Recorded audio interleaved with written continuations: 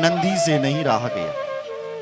तो तुरंत नंदी खड़े हुए और इसके लिए बोल पड़े, ए दक्ष, अरे रे दक्ष, दुष्टस्तुम, हे दक्ष तू बड़ा दुष्ट है, तू जब से आया है हमारे भोले बाबा के लिए बक बक बक बक बक बक बक रहा है बकरी की तरह। मैं तुझे श्राप देता हूं कि जाओ तो बकरा ही बन जा, तेरे सिर पर बकरे का सिर लग जाए। भृगु जी खड़े हो गए, नंदी तो बीच में क्यों बोला? ये ससुर दामाद का झगड़ा था, हम भी श्राप देते हैं ये शिव जी के सारे गण पाखंडी बन जाए।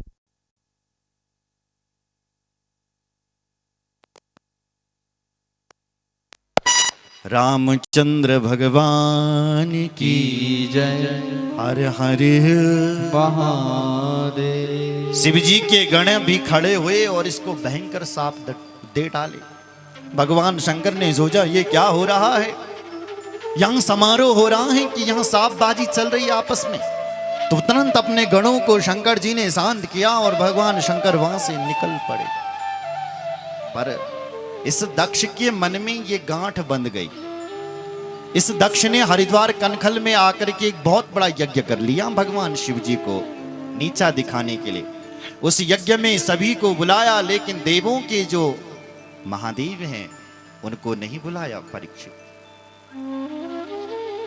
तो देवता लोग जबरदस्ती कैलाश के ऊपर से जा रहे हैं। सती माता ने कहा ये देवता कहां जा रहे हैं, विजया सखी पता लगाओ। तो विजया सखी ने चंद्रमा से पूछा। चंद्रमा की 27 पत्नी और उनमें से रोहिणी के साथ चंद्रमा जा रहा था। चंद्रमा से पूछा तुम कहां जा रहे हो? कहा कि हम सती के पिता के यज्ञ में जा रहे हैं। दौड़ी दौड़ी आई विजया, हे मां ये तो तुम्हारे यज्ञ में जा रहे हैं, तेरे पिताजी यज्ञ करवा रहे। सती जी के होश उड़ गए, मेरे पिताजी यज्ञ करवा रहे हैं और मुझे पता नहीं है। दौड़े दौड़े भोले बाबा के पास आई। भोले बाबा तो अपने ध्यान में थे। जब भोले बाबा समाधि से उठ गए तो मां ने निवेदन किया, हे भोलेनाथ, प्रजापतिस्ते स्वसुरस्य सांप्रतम निर्यापितो यज्ञमहोत्सव किल वयं च तत्र विसराम वामते यद्यर्थितामी विबुधा व्रजन्ति। हे भोलेनाथ, प्रजापतिस्ते स्वसुरस्य सांप्रतम, हे भोलेनाथ आपका जो ससुर जी ने, बोले बावन बोले को मेरा ससुर जी, बोले मेरे पिताजी, जो तुम्हारे ससुर जी नहीं है वो बहुत बड़ा यज्ञ कर रहे हैं महाराज। बोले जय श्री राम। सती माता ने ये नहीं कहा कि मेरे पिताजी यज्ञ कर रहे हैं, नहीं नहीं, बोले बाबा तुम्हारा ससुर जी यज्ञ अच्छे करोड़ रही है तुम्हारा। जब बातें होती हैं घर में तो माताएं यही कहती हैं कि मेरा पिताजी, मेरा भाई, लेकिन सती माता ने एक बार नहीं कहा कि तुम्हारे ससुर जी यज्ञ कर रहे हैं तो हमें वहां जाना चाहिए भोले बाबा।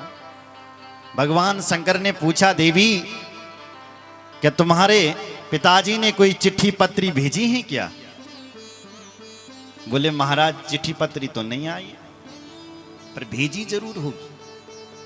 कभी कभी हो जाता है कि अच्छे से अच्छे लोग भी कार्ड लिखने में छूट जाते हैं। तुम्हारे बेटे को भी अब तुम कार्ड से बांटने लगे। और कभी कभी क्या भाई जान कि खास से खास रिश्तेदार कार्ड देने के लिए छूट जाता है। हो सकता है भोलेनाथ तुम्हारा नाम छूट गया होगा। चलो यदि कार्ड भेजा भी होगा तो हरिद्वार से कोई हिमालय आ रहा होगा, उस समय गाड़ी का रास्ता तो था नहीं, तो कोई हरिद्वार से चला होगा हिमालय के लिए, क्योंकि तुम यहाँ रहते हो, वो रास्ता भूल गया होगा, इसलिए तुम तक कार्ड नहीं पहुंचा।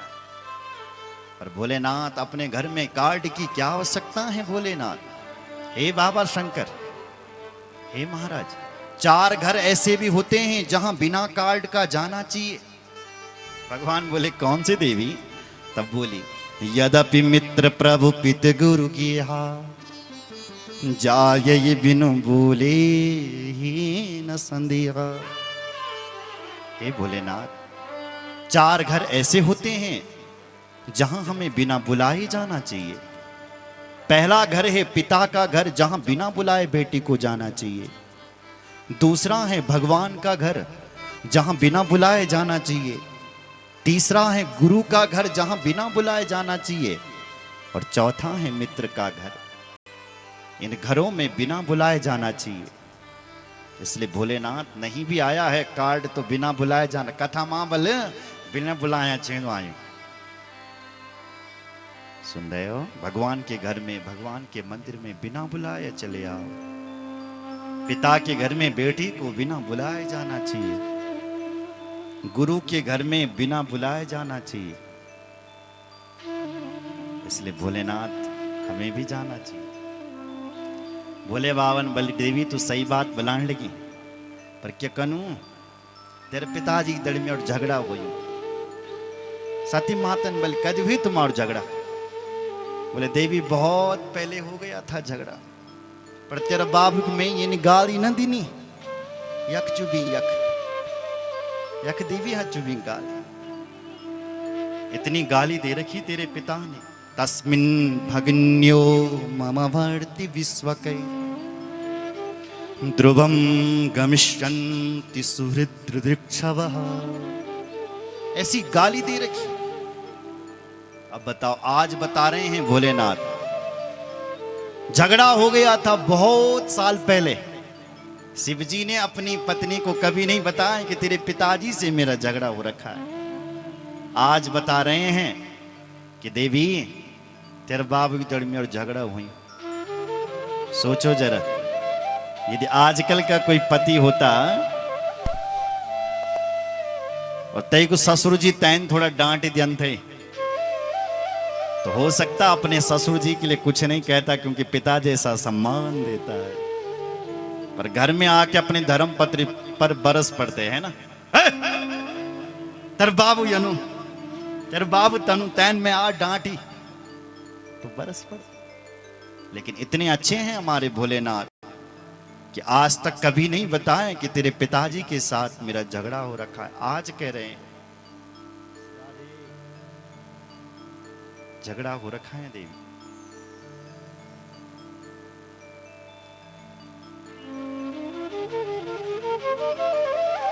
और ऐसी ऐसी गालियां दे रखी है ना तेरे बाप ने कि यहां चुभी।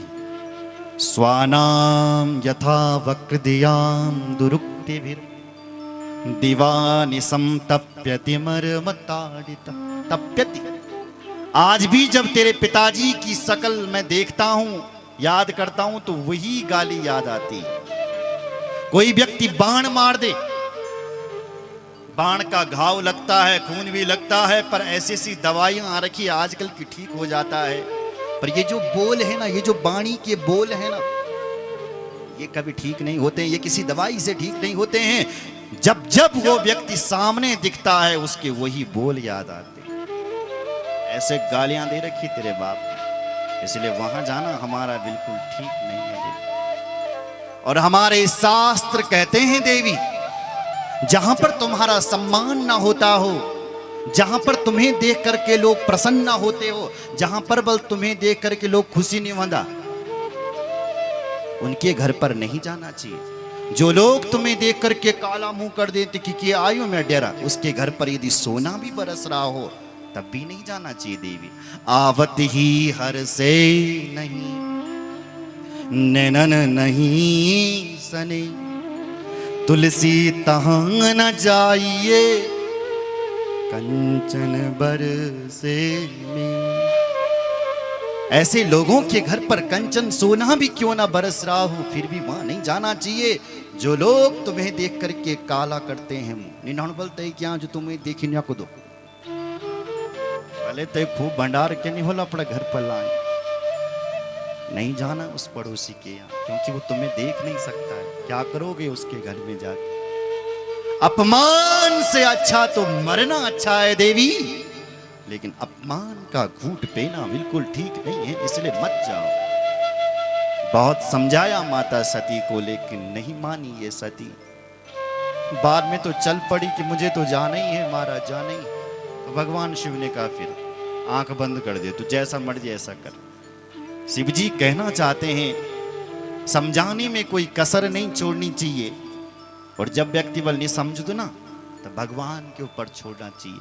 होई ये सोई जो राम रचि राखा, को कर तरक पड़ा वही साखा। अब होगा वही जो राम चाहेंगे।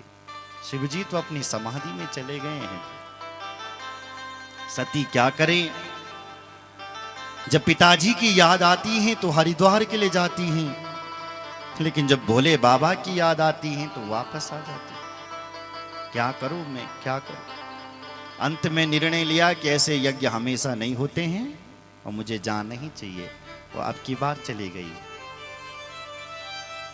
जैसी ही मां उस यज्ञ में पहुंची, किसी ने भी मां को प्रणाम नहीं किया। जो देवता नित्य प्रणाम करते थे वो आज मां सती की तरफ देख भी नहीं रहे, देख भी नहीं रहे उनकी तरफ। माता को लगा मुझे इनसे क्या लेना देना, मुझे तो अपनी मां से मिलना चाहिए। अपनी मां से मिलने के लिए पहले गई माता सती, क्योंकि मायका कब तक है, जब तक मां है तभी तक मेरी मां मायका है। और जब मां चले जाती है ना तो मायके में कोई पूछने वाला नहीं है तुम्हें, है ना। जब तक मां जी जिंदी छे तब तक बेटी बुढ़िया के नहीं वेगी, नंदी रहने लगी अपनी मां जी में। लेकिन जब मां नहीं रहती तब कोई पूछने वाला नहीं है। तो सती ने भी कहा अभी तो मेरी मां है, तो अपनी मां से जाकर के मिली मां सती। इस यज्ञ में सबसे बड़ा दुख था तो इनकी मां के हृदय में, क्योंकि इतना बड़ा यज्ञ हो रहा है, इस यज्ञ में सब लोग आए हुए हैं, लेकिन मेरी बेटी सती नहीं आई। जब उसे पता चलेगा कितना बड़ा यज्ञ हुआ और मुझे नहीं बुलाया, क्या बीतेगी मेरी बेटी के हृदय में, क्या सोचेगी वो। ऐसा मां सोच रही थी सती की मां, कि अचानक अपनी बेटी को आते हुए देखा। सादर भरा ही मिली एक माता, सादर भला ही मिली एक माता, भगिनी मिली बहुत मुस्काता, भगिनी मिली बहुत मुस्काता, भगिनी मिली बहुत मुस्काता, भगिनी मिली बहुत मुस्काता, भगिनी मिली बहुत मुस्काता, भगिनी मिली बहुत मुस्काता, बहुत मुस्काता। अपनी मां से मिली है मां सती, और उसके बाद यज्ञ में गई तो यज्ञ में क्या देखा कि छोटे छोटे देवताओं के भाग रखे हुए हैं, लेकिन जो हमारे देवों के महादेव हैं उनका कहीं पर कोई नाम नहीं है और कोई निशान भी नहीं, कोई भाग नहीं है उनके लिए। एक जो पतिव्रता स्त्री होती है वो अपना अपमान सहन कर सकती है, लेकिन अपने पति का अपमान कभी उससे सहन नहीं होता है। तुरंत उस यज्ञ में बोल पड़ी, क्रोध आ गया माता सती को जब ये दुर्दशा। अरुद्र भागम तमवेक्ष्य चाद्वरम, पित्रा च देवे कृतहेलनम विभो, अनाद्रता यज्ञ सदस्य धीश्वरी, शुकोपलोकानि वधक्षति रुषा। अरुद्र भागम, जब रुद्र का भाग नहीं देखा, शुकोप क्रोध आ गया, अपने पिताजी को ललकारना शुरू कर दिया। ये नहीं कहा कि ये पिताजी, सीधे कह दिया ए दक्ष, तुझे इतना अभिमान हो गया है कि तूने उन भगवान शंकर का अपमान किया है जिन भगवान शंकर का नाम लेने मात्र से हमारे अंदर के सारे पाप मिट जाते हैं। यद्विक्षरम नाम गिरे ऋतम नृणाम सकट प्रसंगात अगमा स्वांति तद जिसके मुख से शिव नाम निकल जाता है उसके अंदर के सारे पाप मिट जाते हैं। लेकिन तूने उन भगवान शिव का अपमान किया है। मैं तुम्हें श्राप देती हूं कि जिस यज्ञ को तुम करवा रहे हो इसी यज्ञ से तुम्हारा विनाश होगा। अरे शास्त्र तो कहते हैं कि स्वामी की निंदा करने वाले की जीभ काट दो, पर यदि तुम में इतना सामर्थ्य नहीं है, यदि तुम ऐसा नहीं कर पाए तो कर्णों विधाय निर्यात, कान में उंगली डालो और वहां से चले जाओ, पर अपनी स्वामी की निंदा को मत सुनो, मत सुनो, मत सुनो। पर ना ही मैं अपने कानों में उंगली डाल करके जाऊंगी, क्योंकि शिवजी कहेंगे कि आओ आओ दाक्षायणी देवी, तेरी बेटी कहकर के शिवजी मुझे पुकारेंगे। तेरा गोत्र ले गोत्रम तदीयम भगवान यदाहा वृषभध्वजः, तेरा गोत्र लेकर के शिवजी मुझे पुकारेंगे। ये मैं अब नहीं सुन सकती हूँ, एक काम करती हूँ। बोले क्या? अतस्तव तपन्विदं कलेवरम न धारयिष्ये सितिकंठ गर्गिणा जगदस्य मोहादि विशुद्ध मंदसो जुगुप्सितस्यो धरणं प्रचक्षते। अतस्तव तपन्नमिदं कलेवरम, तेरे द्वारा है ये उत्पन्न शरीर, मैं तेरी बेटी बन रखी हूँ, अब इस शरीर को मैं धारण नहीं करूंगी। और माता सती ने अपने अंदर से एक योग अग्नि को प्रकट किया और उसी योग अग्नि में ही महाराज अपने प्राणों का कर दिया। सद्यः प्रज्ज्वाल समाधि जाग्निना, समाधि ले ली। बोलो सती माता की जय। माता का सती का शरीर दग दग करके जल रहा था। ये जो भूत प्रेत माता सती के साथ कुछ गण आए थे, उन्होंने कहा हमारी मां सती का अपमान करने वाले इस यज्ञ को हम पूरा नहीं होने देंगे। रहस्य उस यज्ञ में तहस नहस करने लगे, लेकिन भृगु जी ने रक्षोहण मंत्र की शक्ति से सारे शिवजी के गणों को भगा दिया। आकाशवाणी होने लगी है, दक्ष तू कितना दुष्ट है, तू कितना दुराचारी है, तूने जगत माता सती का अपमान कर दिया है, तूने मां भगवती सती को, शिवजी की शक्ति को तूने आज दूर कर दिया है, तूने आज भगवान शिवजी को शक्ति से हीन कर दिया है। ऐ दक्ष हम तुझे श्राप देते हैं, अब इसी यज्ञ से तेरा विनाश हो जाएगा, विनाश हो जाएगा, विनाश हो जाएगा। इधर नारद जी ने दौड़ लगाई, शिवजी के गणों ने भी दौड़ लगाई, भगवान शिवजी को ये सारा समाचार सुनाया। जैसी भगवान शिव ने ये सुना कि मेरी सती वहां जाकर के जल गई है, तो भगवान शंकर को भयंकर क्रोध आ गया, क्योंकि ये आशुतोष ही नहीं है, ये भोले ही नहीं है, ये तो कालम महाकाल, कालम कृपालम, ये तो कालों की भी महाकाल है। इनको तो पहले कभी क्रोध ही नहीं आता है, लेकिन जब क्रोध आता है तब छोड़ते भी नहीं है। भगवान शिव ने अपने इतना क्रोध किया कि अपनी जटा उखाड़ करके पटक दी। जटा समुद्भूतो वीरभद्रो महाबला, एक जटा उखाड़ करके पटक दी, उससे वीरभद्र देवता उत्पन्न हो गया। दूसरी जटा भगवान भोलेनाथ ने अपनी उखाड़ी, उससे एक भद्रकाली देवी प्रकट हो गई।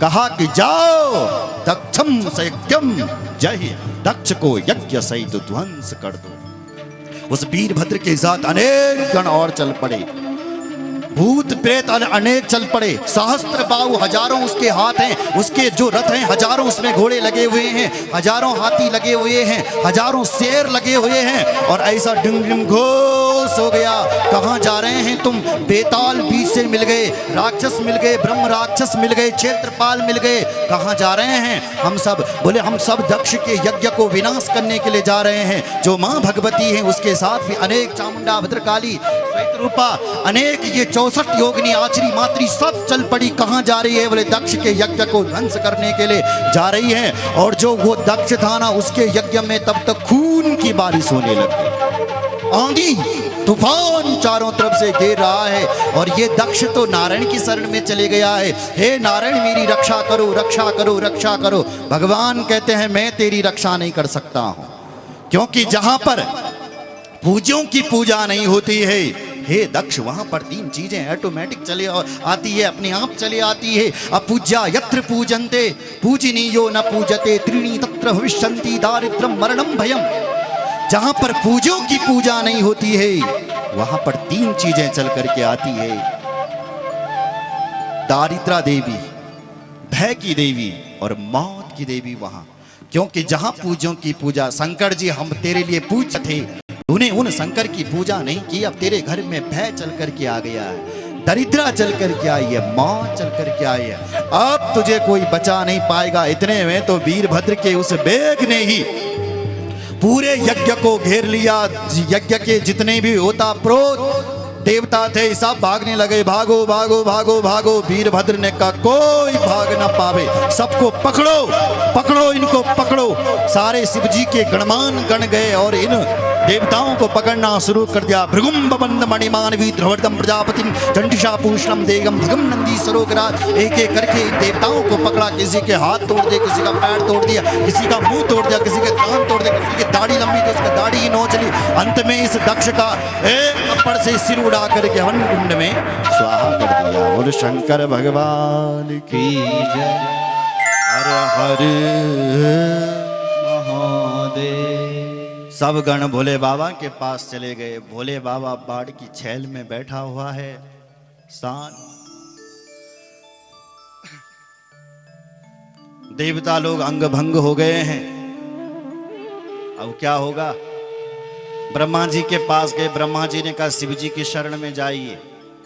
देवी भागवत में वर्णन आता है कि मां सती की जो ज्वाला थी वो जलने लगी।